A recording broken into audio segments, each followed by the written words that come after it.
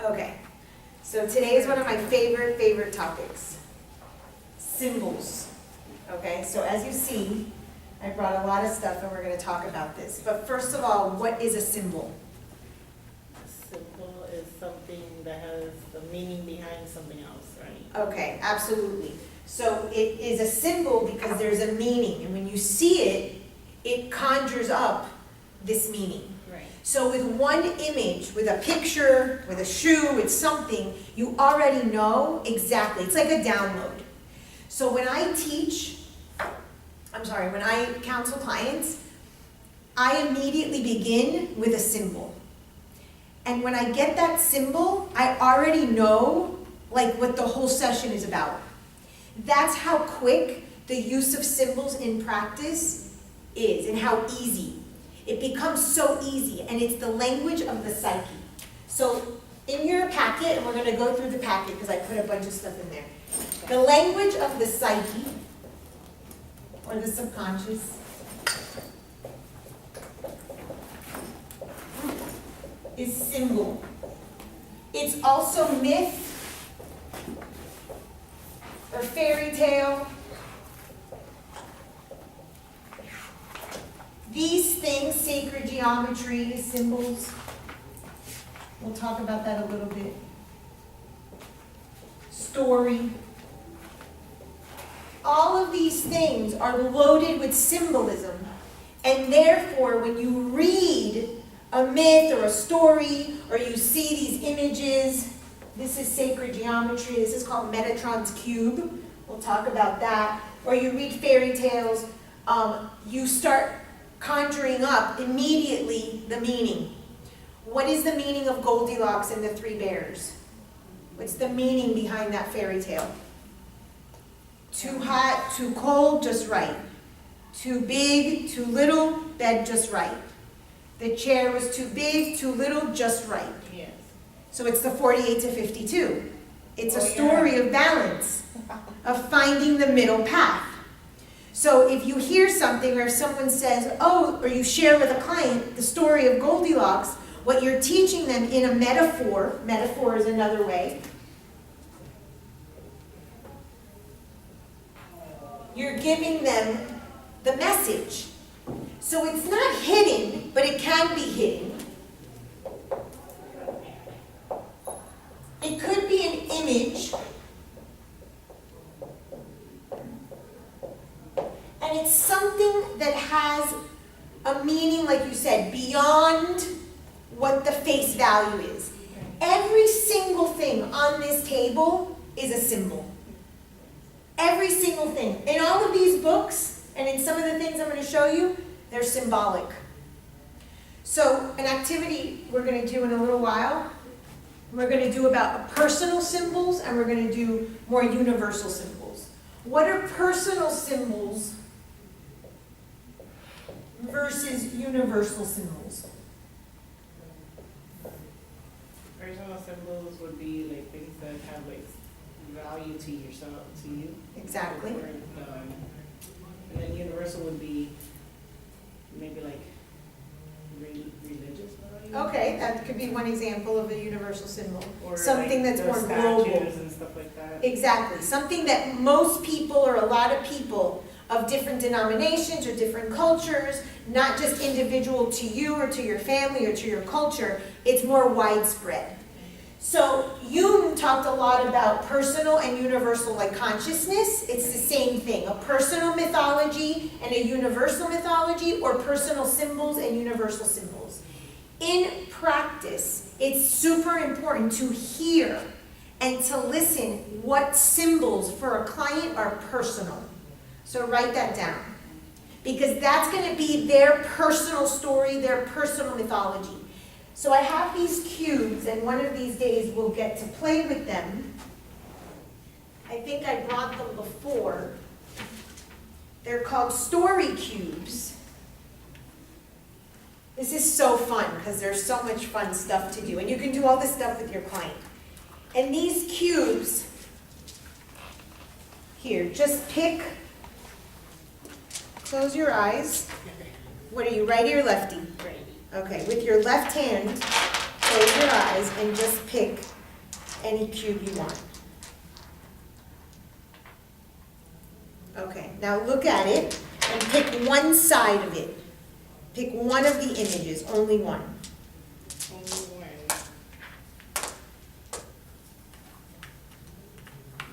What are the symbols on there? An eye, rainbow, tree. I don't know what that is. I think it's, An envelope? that's what I thought, but maybe it's a A robot. card or something? Yeah, I thought it was an envelope. A pyramid and a tower. Okay, so pick one. I don't know. I'm like torn between these two. Okay, which two are you torn between? The eye and the rainbow. Okay, what do they mean to you? Sight, and this one, like, I guess, good days. Okay, so for you, a rainbow means good days and eye is sight. Maybe for Aniela, who spends her whole day drawing eyes, it could be an art project or it could be her third eye. To me, it's like a third eye or the all-seeing eye from the dollar. Okay, when you said you were torn between two, I thought you were going to say pyramid and eye, which is a money. On the back of the money is the pyramid with the eye, and money is a symbol for Taurus. So I thought that you were going to go there. See how you can't jump the gun? You can't assume. You have to let the client answer, because I was obviously putting in my own judgment or my own symbolism. So it's important that we listen for the personal. And it's interesting you said that this is good days, but rainbows come out after rainy days. It's rainy days and good days. Okay, so there has to be some symbolism to rainy days. Do you like rainy days? Yes. What do you do on rainy days? Cuddle. Okay, that's what I would say too, but not everybody would say that. Some people hate rainy days because the traffic, especially in Miami, gets horrible. 2 drips, 2 raindrops, and everyone's already freaking out about drive in Florida. driving, in the rain. Or we're using their hazard. Exactly. So we can get a personal mythology when we ask someone or we show something to someone and we say, what does that mean? What does this mean? To me, that means To you. good luck. Okay, why? Because that's what it was taught to me. Okay, so that's much more of a symbolism, a universal symbol. Yes. Not that every single person is going to think a horseshoe is good luck, but most people would. Right. It's symbolic of more of a universal. And it has to be up, otherwise the luck runs Right, out, right? right. That's what I was told. Yeah, like even like the Oh, elephant. interesting. When you I had hang no it, clue. you're supposed to hang it face up. Do you want to know, talk about personal and universal mythology? This is called the South Node in astrology. This is called the North Node. The South Node is the past. It's what you have to stop becoming. The North Node is the future, and it's what you have to become, according to astrology. This is the most symbolic thing in the astrology chart, are the nodes. Wow. Wow. And the belief system is, that's why I had it like this, and she indicates I have to put it like this, but to me, this is a South Node. Well, the way I was brought up in the Cuban way is down. Oh, Really? interesting. It's down. You hang it Okay. down. So the Cuban way, that's more of a personal, That's- cultural mythology. That's like Within the- personal, you have family, you have gender, I mean, they can also fall into universal, and you have culture, even your socioeconomic status or your schooling, your education. And then universal, you might have some of those themes as well, but these are probably, like you said, you're going to be more religious figures and things that are more global. So, the first thing, and the belief is, so this is a myth, it deals with Vishnu. So Vishnu is the god of balance. Okay? In the Father, Son, Holy Ghost, or in the Shiva, Vishnu, Brahma, he is the balance. There's always one part of the triangle that's positive, one that's negative, and one that's neutral. And that's a concept from science, from physics, I believe. Every single thing in the world must have a positive, a negative, and a neutral. Remember, proton, a neutron, and Electron. an electron? Yeah. He's like the neutron. Jimmy Neutron. So Vishnu was at a dinner party, and there was a long table, and everybody was eating. And all of a sudden, this big serpent, do you remember the symbolism of serpents? Okay, there's a few. We've talked about a couple. In certain cultures, the serpent or the dragon is evil. Oh, yes. It refers to like the beast within. But in some cultures and in some mythologies, the dragon or the serpent is positive. Yeah. Like in the Chinese, it's more Yeah. positive. And in the serpent, we talked about how it represents on the symbolism of the caduceus. Probably the best one I ever drew. This is the serpent, and we talked about how it was medicine. Oh, right. Remember? So that's a positive symbology. So depending also on where you come in the world, where you live, you might have a personal or a universal mythology. So usually we freak out when we think of snakes, but snakes or serpents have different connotations. So a big serpent comes and wraps itself around the table. So all of the dinner guests are freaked out and they jump back. Vishnu comes and he slices the serpent right in half. Rahu is the south, and Ketu, I don't remember, Rahu and Ketu. I think Ketu's the south, and Rahu's the north. And one is the tail, and one is the head. What's better, the head or the tail?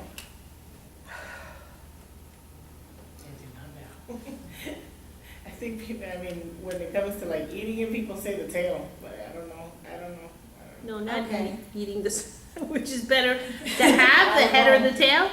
What's a better symbol? I think A the better head. symbol, probably the head, because a lot of people think that actually they think that snakes and stuff like that are very powerful.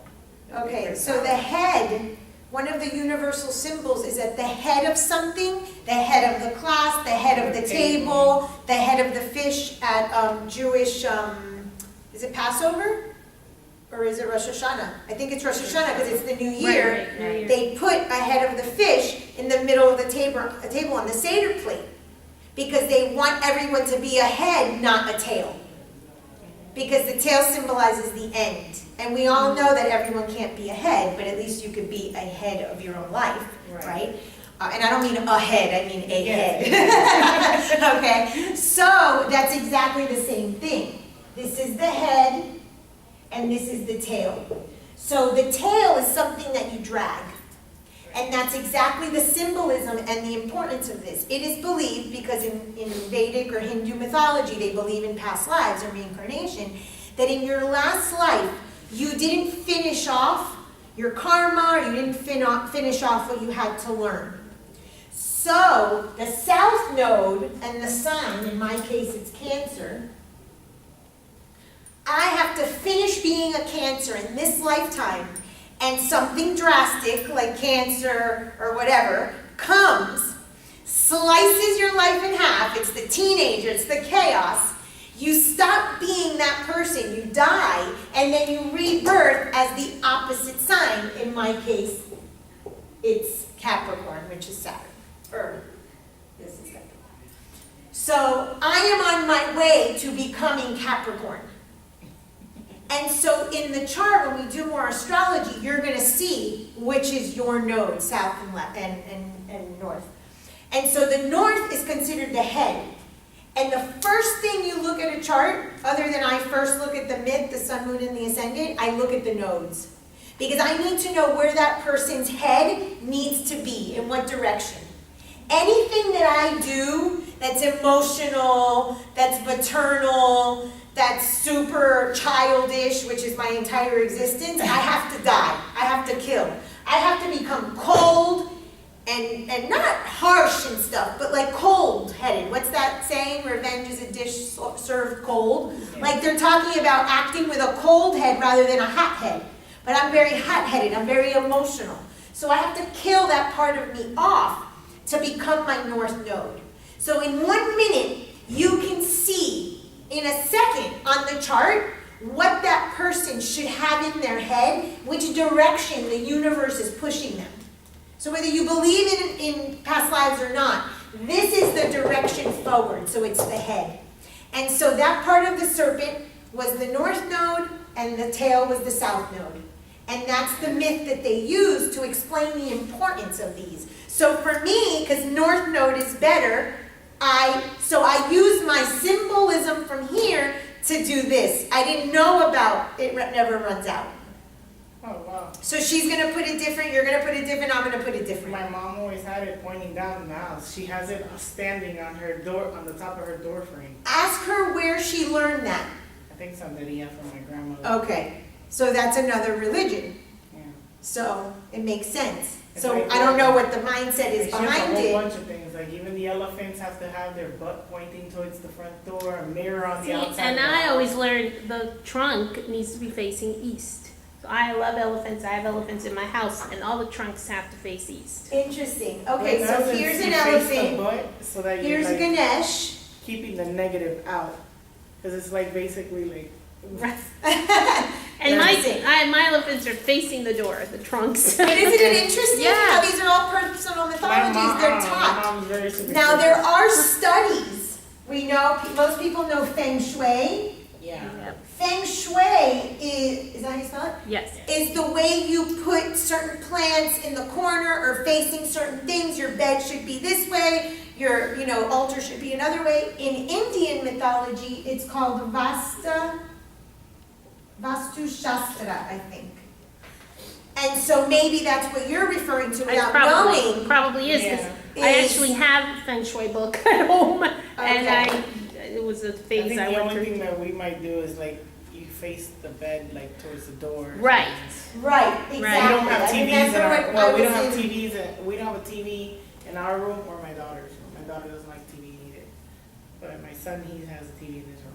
Okay, so it's believed that the current of energy, the way it Yeah. flows in the room, is how certain things Yeah. should direct.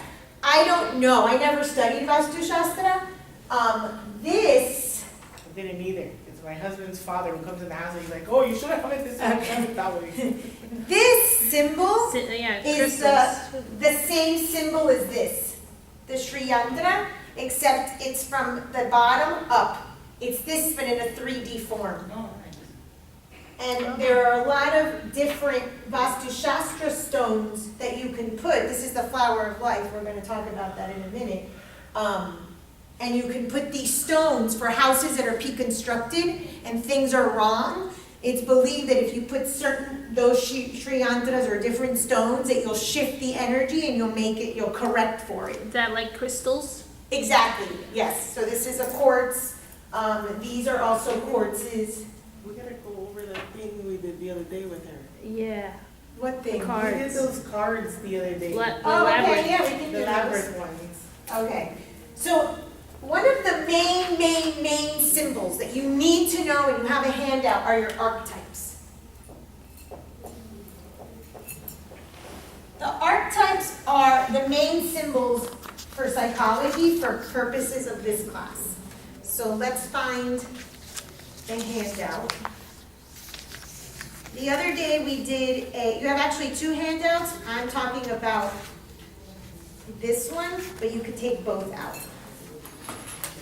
So the other day we did the activity with the union archetypes. Remember I gave you that handout? All I did was make it smaller and I attached it to the signs. And on this handout, I took the same signs of the zodiac, but I wrote the name. So this one's pretty easy to follow along because this one's not as visible. So these are the main archetypes. It is believed by most people that there are between 7 to 12 archetypes. Here's a book on Jung that's called The Archetypes and the Collective Unconscious. Archetypes are symbols from the universal. They're collective. Another word for universal is collective. So many years ago, and I forget the name of it, maybe Adriana, you know the name of the actual term. Collective unconsciousness? Well, I'm going to tell you the story and then maybe you know okay. it. There was a researcher, I guess, who was spending time with monkeys, and she realized that this certain behavior that monkeys never engaged in. I think that they washed their face or something. I don't remember the specific behavior. And what researchers across the world started noticing is that after that monkey did it, all of the other monkeys started doing this behavior. That is part of the collective unconscious. It has now become monkey behavior to do, I'm just going to use the example washing your face. That has to have the term. I'm going to look it up because I can't remember. That, it's just like when, whatever the guy's name that broke the marathon at 2 hours, after that, other people started doing 2-hour marathons. It became part of the collective unconscious that it was possible. Mm-hmm. So once someone breaks some sort of barrier, and I can't tell you what that barrier is, obviously this is in the unconscious, everybody else of that species or of that domain begins to do it as well. What do we know about the kids that are born? There's a certain age where they say they're born with a computer chip in their brain, that after a certain year, those kids knew technology immediately just because they were born after a certain age. I don't know if it's after the Gen X or whatever, yeah. Not a physical chip, Right, but a metaphor. They understood how to just use electronics. That's part of the collective unconscious. And this generation I, they're saying, have never been without some electronic in their hand, and they automatically know what to do. So before touchscreens were like a big thing, I worked at this school in Miami, and the girl, one of the girls that I worked with, had a little girl. And the little girl went up to the TV and started going like this, because she thought, she just knew that you touch the screen. And we had just started getting touchscreen products. Now everything's touchscreen. So we start seeing that people get this information, and it's all of a sudden in the collective unconscious. The same thing happens with the planets, and why I use the metaphor of astrology. Okay? That's why I think it's so easy. And this is why I say I want you to know these, because they're important to know, because it's going to make everybody equal. Every single person has all of these planets in a chart. Therefore, every single person has every single archetype. There's no guessing. There can't be an extra archetype or a less archetype. These are what I call the psychological organs. Everybody has manipulation. Everybody has a hero. Everybody has a mother archetype. Everybody has a lover archetype. Everybody has a caregiver or magician archetype. So you can already take any client and put them, more or less, start pushing them through, sort of like, what's that called? Not a colander. A sieve. A sieve. Oh, yeah. And start saying, oh, and start breaking down the qualities of their psyche. Because you have the main archetypes. So there are personal planets, just like there are personal archetypes. Mars, Venus, the moon, the sun, those are personal planets in the solar system. And then there are transpersonal. That's another word. Do you remember where else I've used transpersonal? No? Okay, in transpersonal psychology, when I talked about Stanislav Grof, and I read you that article about the birthing process. Oh. Okay, so when we use words like collective, universal, transpersonal, we're talking global. We're talking not just limited to you or the person or your family. We're now thinking in terms of a large universe, everybody, the human race, okay? So there are transpersonal planets: Uranus, Neptune, Pluto. Those 3 planets are moving very, very slow. Some would say that Saturn is also a transpersonal, but I'm going to use these 3 because they were found later. So there's this great book, I didn't bring it, it's called Neptune. It's by Liz Green. And what they explain in that book, among other things, is that when Neptune was discovered, when Chiron was discovered, Chiron's not a planet, it's an asteroid. That's why I don't put it under transpersonal. When Pluto was discovered, when Uranus were discovered, these were discovered after the initial 7 planets. The initial 7 planets are the 7 days of the week. Okay? Those are the personal planets. The extra one you have is Earth. Yes. which isn't technically, I mean, it is a planet, but it's technically not, so to speak, an archetype, but I put it as such because remember, it's your stability, it's your anchor, it's what you want to become. Right. So I thought it was important to include it. So it is believed, and in this Neptune book it talks about it, that when a planet is discovered, all of a sudden the consciousness of that planet becomes part of the collective unconscious. Neptune is victim, religion, spirituality, passive-aggressive, nursing, addictions. It also represents the age of Christ. Neptune. It has to do with sacrifice. What was Christ's message? I will die for your sins. What did we all become? Martyrs and victims. That consciousness became collective in us when Neptune was discovered. When Chiron was discovered, the self-help movement began. Because Chiron is all about healing your own wounds. So when a planet is discovered, it shifts the collective unconscious. It's just automatically added to the soup. So that's the importance of using the planets, and it's so easy. Because it's the days of the week, and then plus these three. Okay? So you have the sun is the hero. You have Mercury, which is the jester or the trickster. That's the one that's always engañando, lie, cheat, steal, that kind of stuff. Venus is the lover. Remember, there's two kinds of love. There's agape love, and there's desirous or pandemic love. So it goes both ways. Mother is the caregiver, or the moon, I'm sorry, is the caregiver or the mother. Earth is the ruler. Mars is the creator. Why is Mars creative energy? Can you remember? Creative energy? Here's Mars. What does the Mars create? Do you remember? I told you about this when we did the chakras. What is it, male or female? Mars? Isn't that female? No, female is Venus. Oh yeah, that's right. The creative That's right. sexual Yeah, energy, the moment of conception, the sperm, and the egg. Who fertilizes who?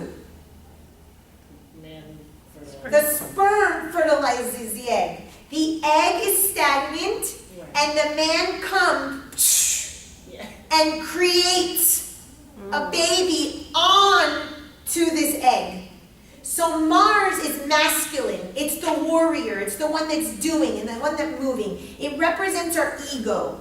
Not in a bad way. We need ego. Right. But in the way that it's creative energy that's directed. That's why there's an arrow. Everything masculine and everything Martian, Mars, is directed. I want to go over there. I want that goal. I'm going to date that woman. I want that job. Do you know what happens at the terrible twos? No, I just know it's terrible. Okay. It's terrible because it takes 2 years for Mars to revolve around the sun completely. Or not the sun. Well, it's the sun, yeah. It takes 2 years from when Mars starts for Mars to end and get back to where it started. So, we call it the terrible twos because Mars is war, violence, terror. Ah! And what is the kid doing? Tantrum. Tantrum, mine, mine, mine, mine, mine.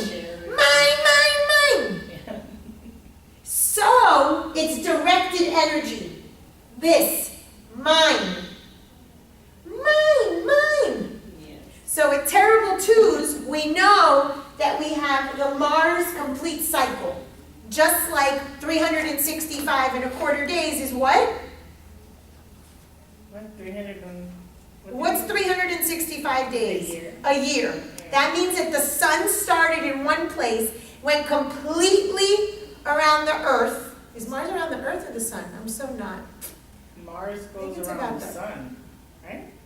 Or Are these around the Yeah. sun? I Yeah. think these are around the sun, Yeah, right? planets revolve Okay, around the I sun. don't know. No, No. I think it's the Earth. It's around the Yeah. Earth because we're the center and it's our solar system. So, This is not a science class, people. I know, but like This is why